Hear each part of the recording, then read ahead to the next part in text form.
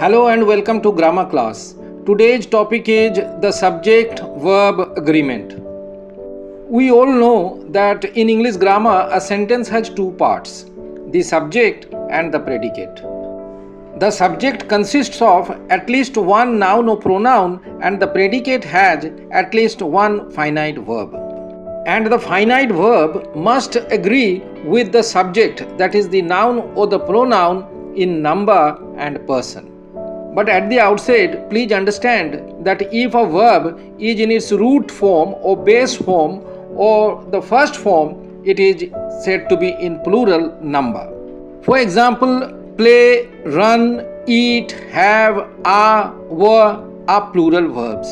On the other hand, if a verb is in its fifth form or s, es or ies form, it is a singular verb.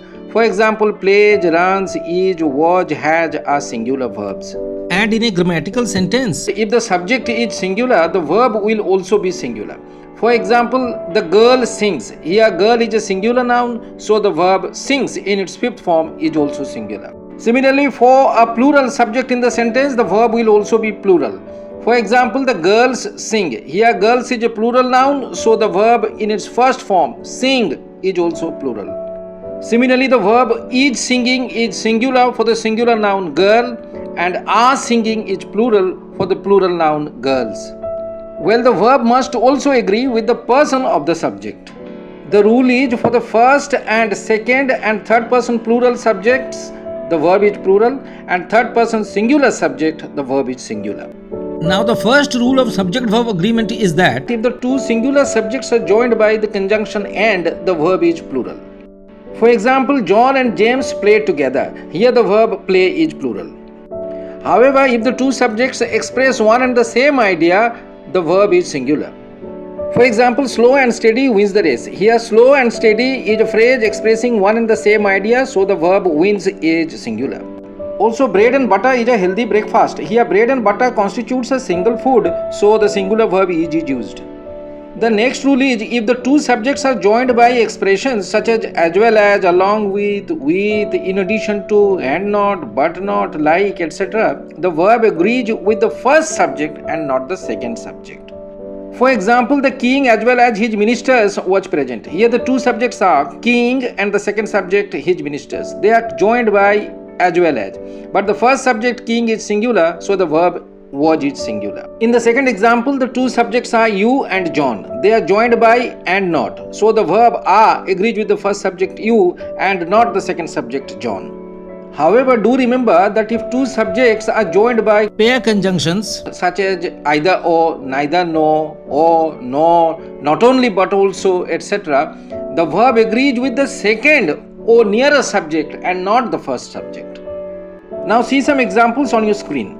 Either you or your brother is the culprit. Here the two subjects are you and your brother. They are joined by either or. So the verb is agrees with the second subject your brother and not the first subject you. In the second example, the two subjects are he and you. They are joined by neither nor. So the verb have agrees with the nearer or the second subject you and not he. Likewise, in the third example, the two subjects are joined by not only but also and the second subject teachers is plural, so the verb were is plural. In the last example, the two subjects are joined by the conjunction or and the verb likes agrees with the second singular subject girl. The next rule is if two nouns are joined by a preposition in the subject of a sentence, the verb agrees with the first noun and not the second or the nearest noun. Try to understand this important rule from these examples. The colors of your shirt are bright. Here the subject has two nouns, colors and your shirt, joined by the preposition of. So the verb should agree with the first noun, colors, which is plural. So we have used are here.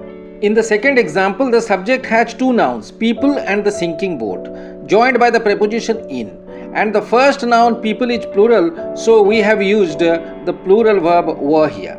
And in the third example, the subject has two nouns, movement and reptiles, joined by of.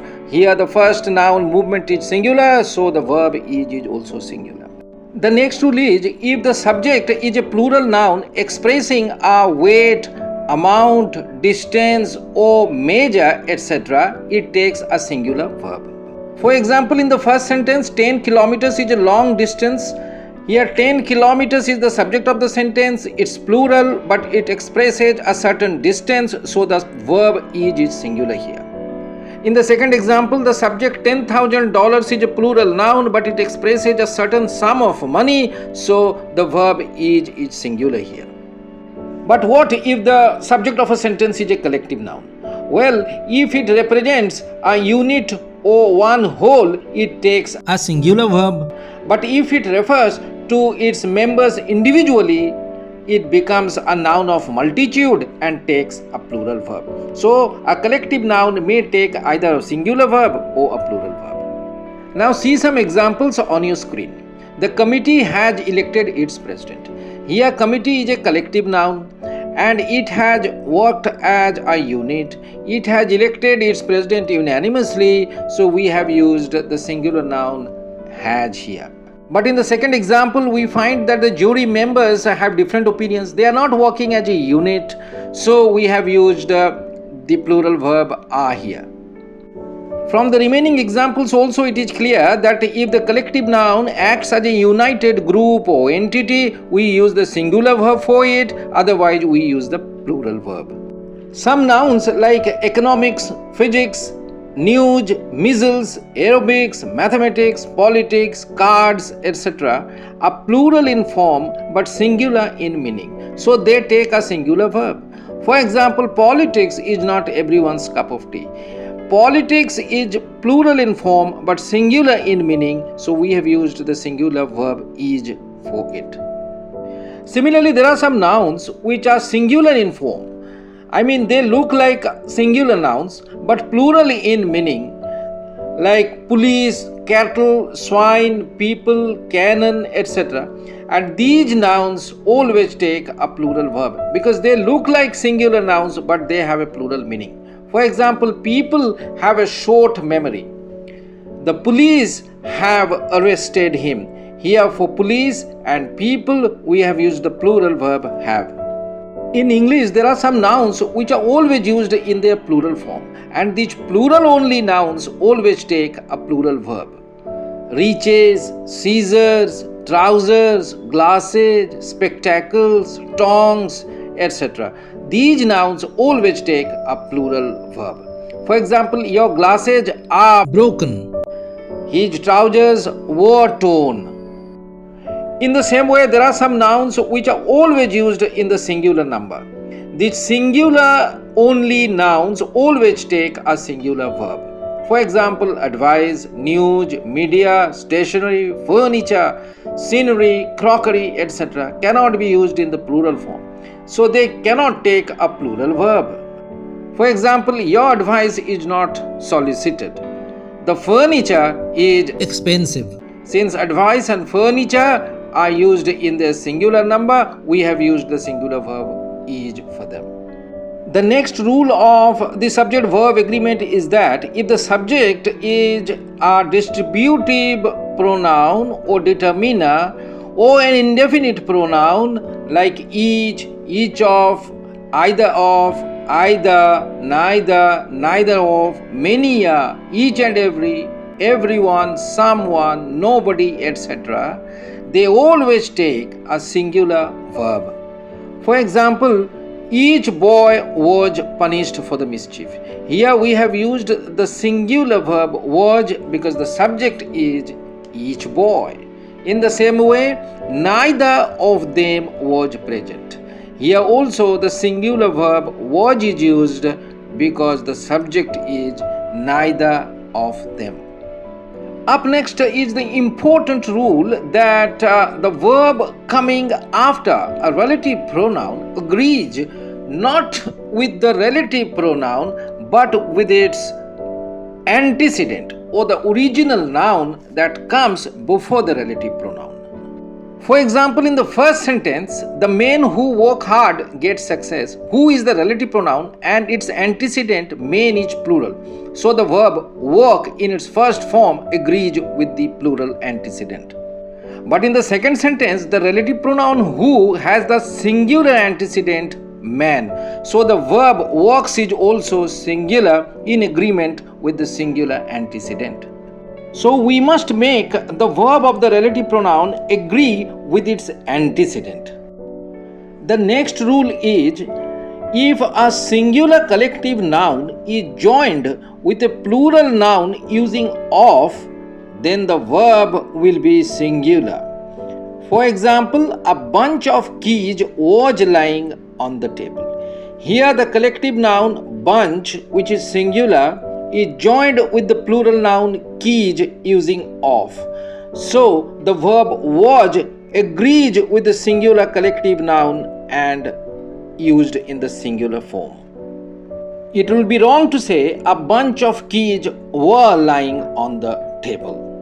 Similarly, in the second and the third examples, we have used the singular verb is and was because of batch and bouquet.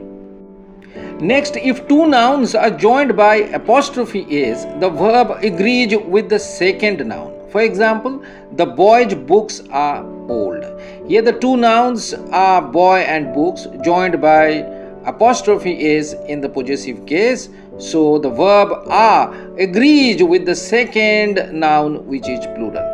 The girls' hostel is closed. Here the verb is singular because the second noun coming after apostrophe is singular. The people's mandate is clear. The verb is singular because mandate is also singular. Then if a plural noun is preceded by the phrase one of, the verb coming after the plural noun will be singular. For example, one of the books was torn. Here books is a plural noun, yet the verb was coming immediately after it is in the singular form because here the real subject is one. In the second sentence, one of the players was unfit. Players is plural, yet the verb was is singular because the phrase one of precedes the plural noun players. Well, the next rule is also very important. If two singular nouns joined by and refer to the one and the same person, the verb is singular. For example, the district collector and chief guest has arrived. Here, district collector and chief guest refer to the same person who is both a district collector and the chief guest. So we have used the singular verb has here. But in the second sentence, the article the has been used twice.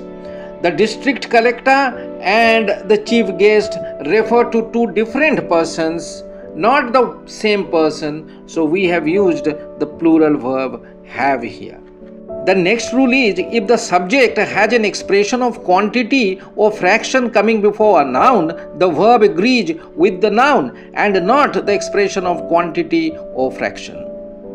For example, a lot of money was spent. Here, money is coming after the expression of quantity a lot of. Money is singular, so we are using the singular verb was. A lot of people are present. Here, people is plural, coming after the expression of quantity a lot of, so the verb are is used. Similarly, in the other examples, when the noun house is singular, the verb is singular. When the noun houses is plural, the verb is plural were. Though for both of them, the plural fraction 2/3 is the same. And then after the expression, the rest of, when the noun story is singular, the verb is singular. And when the noun prisoners is plural, the verb were is also plural. If the name of a country, newspaper or book is a plural noun, the verb will be singular. The United States is a rich nation. Gulliver's Travels is a famous book. The United States is a plural noun. Gulliver's Travels is a plural noun. However, they are names, so they have singular verb. Last but not the least, we may use either singular or plural verb for all, any and no according to the sense in the sentence, but none usually takes a plural verb, as you can see in the examples. That brings us to the end of today's class. I recommend you to watch the video twice for a better understanding of the rules. I hope you liked the video. Please do not forget to subscribe to my channel for more grammar videos like this. Thank you for watching.